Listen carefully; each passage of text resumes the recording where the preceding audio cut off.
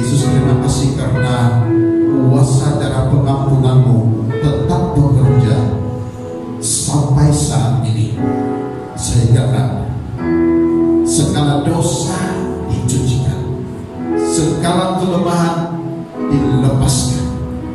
Dan hari ini kami dapat memandang tata kasih karunia Yesus Kristus berada di tengah-tengah kami. Terima kasih Yesus, siapkan hati kami, Roh Kudus jamah hati kami untuk mendengar firman Tuhan, karena kami izinkan firman-Mu yang berkuasa ini untuk diberitakan dan mengubah hidup kami. Kami izinkan firman Tuhan ini mengubah cara kami bertindak, cara kami berpikir, semua diperbaharui oleh firman Tuhan. Di atas dan di dalam nama Tuhan kami Yesus Kristus, kita katakan bersama, amin. Haleluya. Beri kemuliaan kepada Tuhan kita Yesus Kristus. Silakan duduk saudara. Haleluya. Tuhan, pada pagi hari ini kita mengalami jamaah dan damai dari Roh Kudus, sehingga membuat kita bersukacita dan senyum sepanjang firman Tuhan diberitakan. Amin saudara. Baik, saudara kasih dalam Tuhan Yesus, pada pagi hari ini saya ingin sampaikan firman Tuhan yang bertajuk penyembahan yang benar, bahaya bagi iblis. Saudara, setiap orang tidak terlepas daripada sarangan dan tentangan yang iblis mau lakukan di dalam kehidupan kita. Tetapi pada pagi hari ini kita akan belajar bagaimana kita boleh menang di dalam tantangan itu. Daripada banyak cara kita boleh mengalami kelepasan dan kemenangan, seperti doa dan sebagainya, dan salah satunya ialah di dalam penyembahan. Nah, mari kita lihat saudara, dalam slide berikutnya kita akan melihat tentang bagaimana iblis itu menuduh kita senantiasa. Dia accuse kita, dia condemn kita, bahwa kita ini adalah orang yang tidak berguna, bahwa kita ini adalah orang yang berdosa, kita tidak layak untuk Tuhan, kita tidak layak untuk pastor, kita tidak layak untuk memimpin kebaktian, kita tidak layak untuk istri, kita tidak layak untuk suami, kita tidak layak apapun. Dan kalau ada pikiran seperti itu, dan kalau ada seperti itu dalam hati kita, iblis akan gembira dan ketawa. Dan bilang, aku sudah berhasil menuduh orang ini, aku sudah berhasil untuk condemn orang ini. Dalam Zakaria pasal 3 ayat 1, mulai ayat 1, firman Tuhan ini sudah kita dengar, tetapi saya suka untuk membawa kembali karena seolah-olah Tuhan saudara highlight dalam hati saya bahwa ini harus diberitakan kembali. 3 ayat 1 mulai berkata, kemudian ia memperlihatkan kepadamu imam besar Yesua berdiri di hadapan malaikat Tuhan, sedang iblis berdiri di sebelah kanannya untuk mendakwa dia. Saudara-saudara Tuhan, perhatikan siapakah orang yang sedang didakwa oleh iblis ini, saudara. Orang yang sedang didakwa oleh iblis ini bukan calon-calon orang ya, saudara. Itu adalah Yesua. Saudara tahu Yesua itu yang memimpin orang Israel itu, saudara, keluar dan masuk ke tanah perjanjian. Seorang hamba Tuhan yang luar biasa, yang taat bukan main, saudara dalam Tuhan. Dan dia juga digelar sebagai imam besar. Tetapi perhatikan saudara, dia telah dibawa oleh iblis di hadapan Tuhan, dan iblis sedang menuduh dia. Dengan kata yang lain begini saudara, siapapun kita tidak terlepas daripada tuduhan dan tindakan daripada iblis. Apakah saudara hanya orang Kristen biasa, atau yang berpangkat pendeta, atau yang diurapi Tuhan luar biasa? Saya beritahu saudara, justru orang yang dipakai Tuhan luar biasa, justru itulah yang akan menjadi sasaran iblis yang paling utama, saudara. Karena mengapa? Buktinya ini Yosua, saudara, seorang hamba Tuhan yang luar biasa, tetapi justru dia menjadi sasarannya iblis. Sampai iblis bawa dia ke hadapan Tuhan. Bayangkan, saudara, dibawa ke hadapan Tuhan untuk apa? Dituduh, saudara. Iblis itu berdiri di sebelah kanannya Yosua. Untuk apa dia berdiri di posisi sebelah kanan Yosua? Karena iblis tahu bahwa posisi sebelah kanan itu adalah posisi yang amat penting untuk kita. Sebab itu adalah kalau kita ini sudah menang di dalam suatu pertandingan, tangan yang kita angkat itu adalah bukan tangan sebelah kiri, tetapi tangan sebelah kanan. Kalau ada orang menyebut nama kita, maka kita angkat tangan bukan tangan kiri, tetapi tangan kanan. Berarti sebelah kanan itu menunjukkan bukan saja pengharapan atau kekuasaan kita, tetapi sebelah kanan itu menunjukkan identiti kita. Kalau dipanggil nama kita, kita akan angkat tangan bukan tangan kiri, saudara. Segala-galanya ada pada sebelah kanan kita, itu adalah posisi yang sangat penting, dan iblis tahu posisi itu sangat penting bagi kita, dan dia mau berdiri di situ. Dia mau menggantikan tempat Allah di sebelah kanan kita, karena dia mau menjatuhkan kita, saudara. Kalau boleh, iblis mau supaya kita ini, saudara, jatuh tertelungkup menjadi pribadi yang tidak berguna, menjadi pribadi yang mati secara rohani, menjadi pribadi yang kalah sepanjang hidup, menjadi pribadi yang tidak pernah berhasil dalam sepanjang hidupnya. Itulah taginya iblis itu, saudara. Iblis tahu bahwa sebelah kanan kita adalah posisi yang sangat penting. Jadi dia mau, saudara, hadir, berdiri di posisi itu. Iblis sangat kecil, iblis sangat jahat sekali. Dan iblis tidak akan membiarkan sedikit pun kesilapan itu terlimpas di matanya. Yosua ini imam besar, dia masih manusia seperti saya dan saudara. Sebab itu Yosua masih ada kesalahan. Dalam ayat yang ketiga dikatakan, adapun Yosua mengenakan pakaian yang kotor. Sebenarnya kalau saudara lihat di dalam terjemahan itu, pakaian kotor itu bukan pakaian kotor.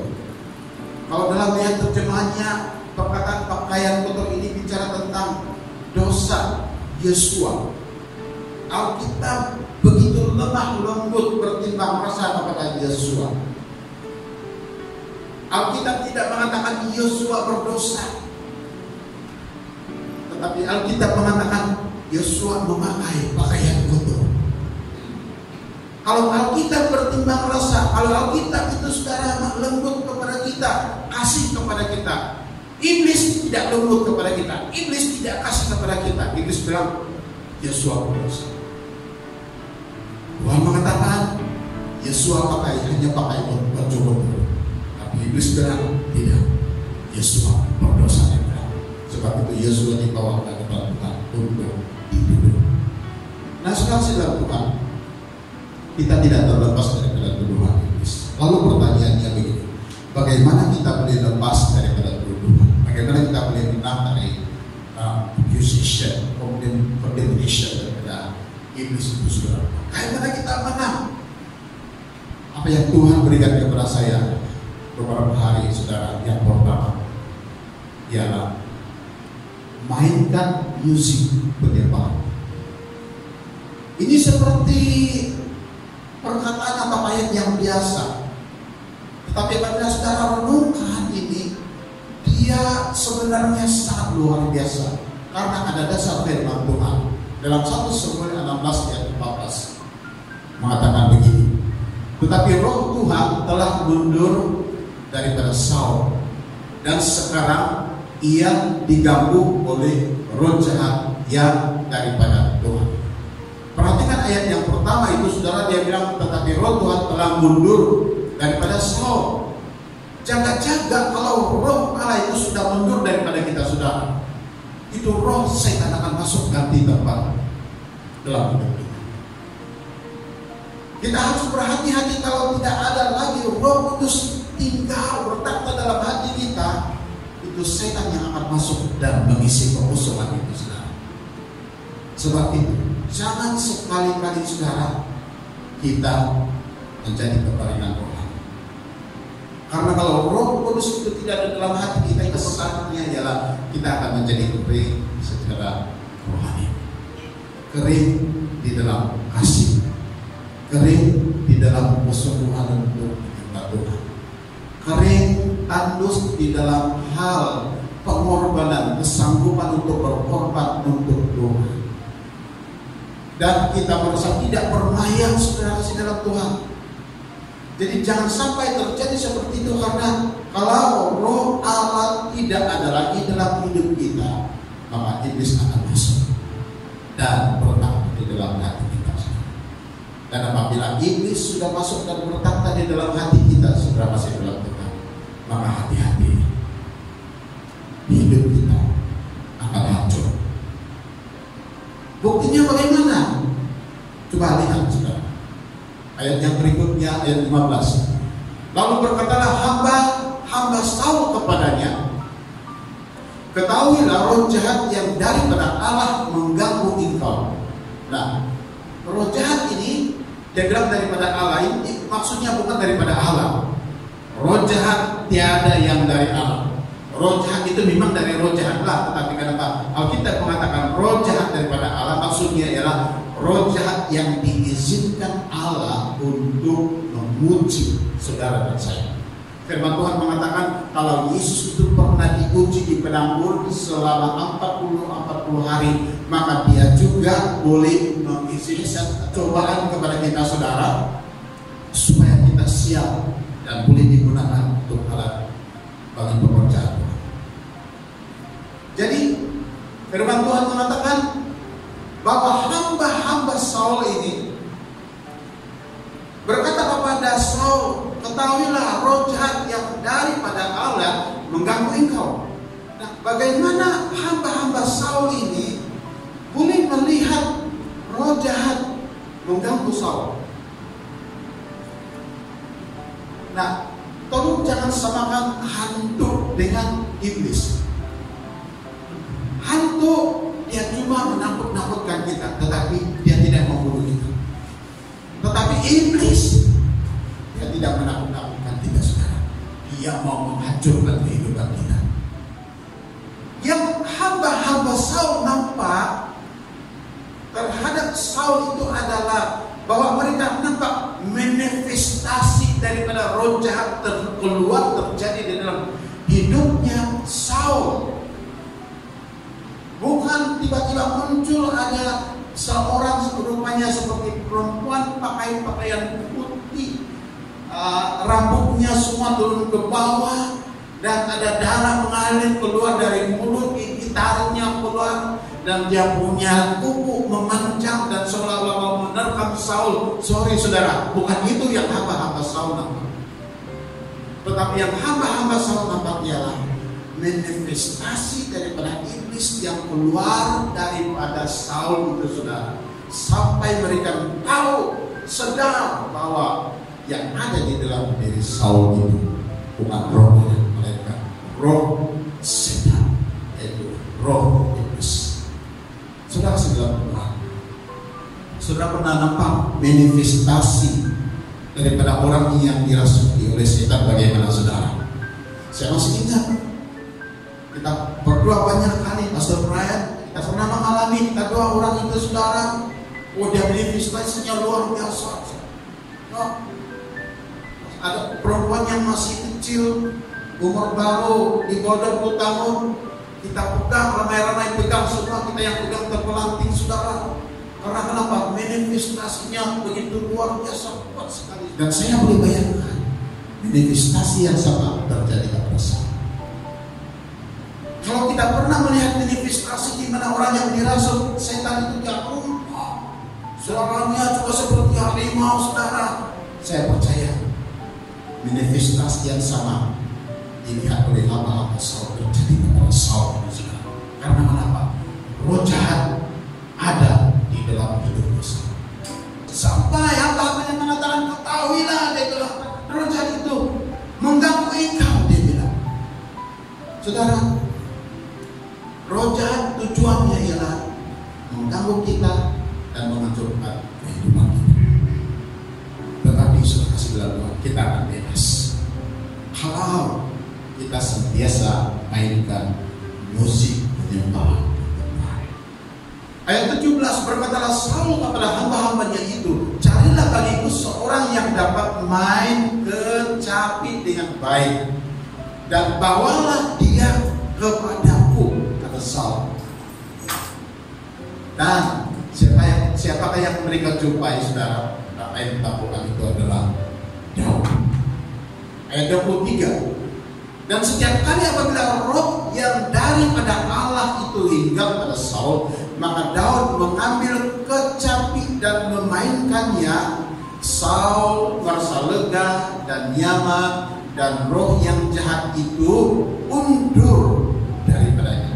Perhatikan, dia bilang setiap kali apabila roh yang daripada Allah itu hinggap pada Saul, maka Saul mengambil kecapi dan memainkannya. Bukan menyanyi, saudara, bukan menyanyi, memainkan saja. Apalagi kalau sampai menyanyi, saudara, iblis pasti lari lintang punggung, saudara. Hanya memainkan saja kecapi itu, saudara. Bagaimana kita tahu bahwa Daud itu, saudara, memainkan musik penyembahan? Karena Alkitab, Mazmur semua adalah lagu-lagu penyembahan yang telah dicipta oleh Daud, saudara. Jadi kita tahu bahwa kalau Daud itu bermain musik, pasti musik penyembahan, bukan musik tentang dunia saja, saudara. Tetapi saudara, paling penting ialah saudara menyanyikan lagu penyembahan kepada Tuhan. Tetapi Daud, perhatikan, Daud ini belum sampai jam nyanyi, saudara. Dia hanya mainkan musik rohani, dan iblis sudah lari. Dia bilang, saudara, roh yang jahat itu undur, dan Saul mengalami kelegaan dan kenyamanan. Jadi di mana-mana pun, saudara, kalau kita di rumah mainkan musik, walaupun ada teriakan daripada anak, "Daddy, mami, kenapa kau potong saya punya pocket money?" Tetapi itu di hati mami itu, saudara, tidak sampai mau marah kepada anak itu. Karena kenapa? Hatinya masih dilegakan, dinyamankan dengan musik penyembahan yang berkumandang, sedang berkumandang di rumah itu, saudara. Saudara Tuhan, Saul sangat beruntung memiliki pribadi Daud itu, saudara. Kita belum pernah mengalami bagaimana rasanya kita dihinggapi oleh roh jahat. Tetapi saudara tahu kan, orang yang pernah mengalami hinggapan daripada roh jahat itu bagaimana situasi? Ada yang mau cekik lehernya, ada yang mau bunuh diri, ada yang tidak sadar lagi siapa istrinya, ada yang tidak sadar siapa lagi suaminya, ada anak yang tidak hormat lagi kepada ibu bapaknya, ada suami tidak hormat lagi kepada istrinya, ada istri tidak pernah hormat lagi kepada suaminya. Anak-anak diganggu oleh roh jahat. Ada orang yang tidak tahu lagi memisahkan mana yang benar, mana yang salah. Ada orang lagi tidak tahu bagaimana memisahkan mana yang putih, mana yang hitam, saudara. Karena roh jahat sudah ada di dalam hati, dalam ini menutup segala kebenaran, menutup segala apa yang benar, menutup firman Tuhan, menutup segala kasih, menutup segala kelemah lembutannya. Iblis sudah menutup segalanya, saudara, sebelah Tuhan. Saudara, bayangkan apa yang terjadi kepada orang itu. Dia mau bunuh diri. Yang kedua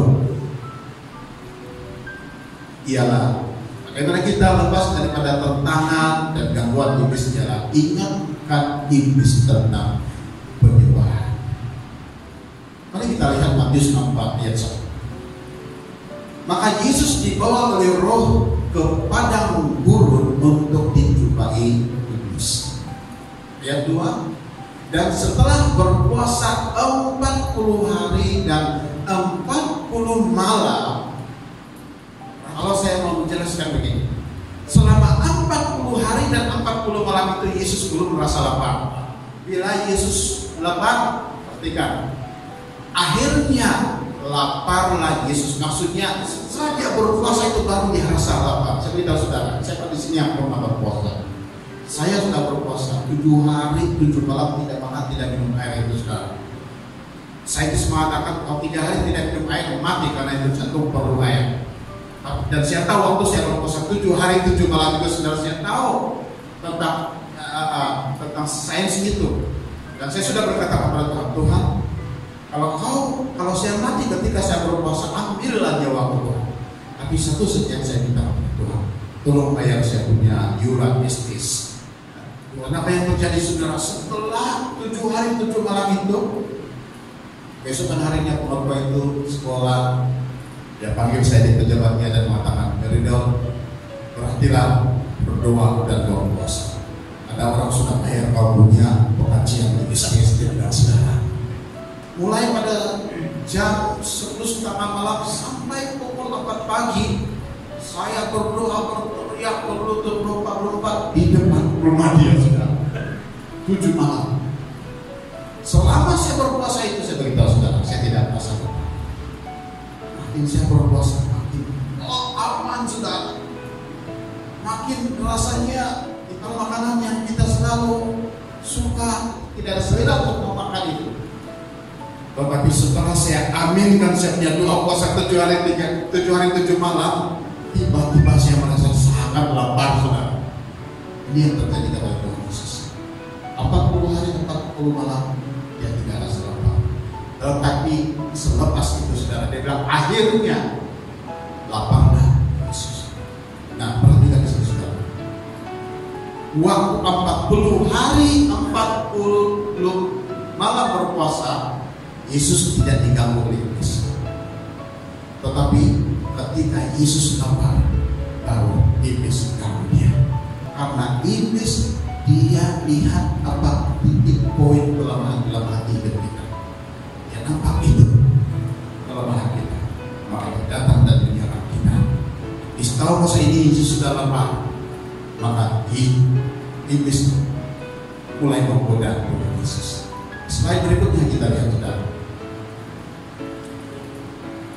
Maka berkatalah Yesus kepadanya, "Inyalah iblis, sebab ada tertulis, engkau harus menyembah Tuhan Allahmu, dan hanya kepada Dia sajalah engkau berbakti." Perhatikan betul-betul ayat itu saudara. Ayat 11, lalu iblis meninggalkan dia. Perhatikan betul ayat 10, maka berkatalah Yesus kepadanya, "Inyalah iblis, sebab ada tertulis, engkau harus," apa saudara? Engkau harus menyembah Tuhan. Yesus sedang memperingatkan iblis, engkau harus menyembah Tuhan. Baru dengan memperingatkan saja ayat 11 apa yang terjadi? Iblis meninggalkan Yesus. Saudara-saudara Tuhan, kita harus peringatkan iblis ketika kita mengalami serangan daripada iblis, gangguan daripada iblis. Kita beritahu dia, iblis, engkau harus menyembah Tuhan Allah. Peringatkan iblis saudara. Dan apabila kita peringatkan iblis, kita akan mengalami kejayaan seperti ayat yang ke-11, lalu iblis meninggalkan kita. Saudara-saudara Tuhan, belum pun kita menyanyi, kita peringatkan saja, iblis sudah lari. Yesus peringatkan iblis, iblis sudah lari. Seorang Kristen yang tidak pandai menyembah Tuhan adalah seorang Kristen yang sangat rapuh kehidupannya. Seorang hamba Tuhan yang tidak pandai menyembah Tuhan adalah seorang hamba Tuhan yang memiliki hidup yang sangat rapuh. Karena penyembahan adalah kekuatan.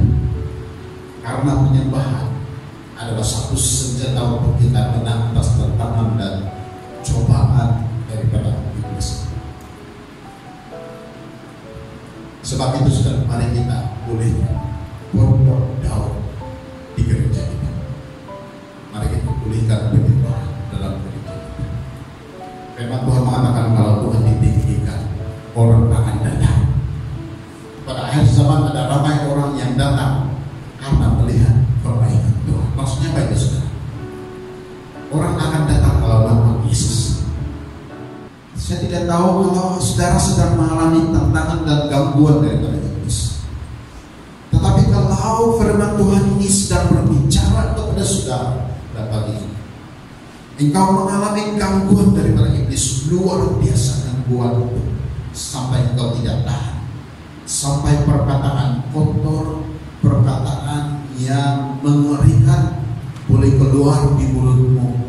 Sebelum ini tidak, tetapi sekarang perkataan itu selalu keluar karena engkau sedang mengalami tantangan hebat daripada iblis. Maka pada pagi hari ini datanglah kepada Tuhan. Bukan dengan kekuatanku ku dapat jalani hidupku, tanpa Tuhan yang di sampingku ku tak mampu sendiri. Engkaulah Tuhanku yang menopangku, ku pandang wajah. Mari kita katakan kepada Tuhan, pertolonganku datang darimu.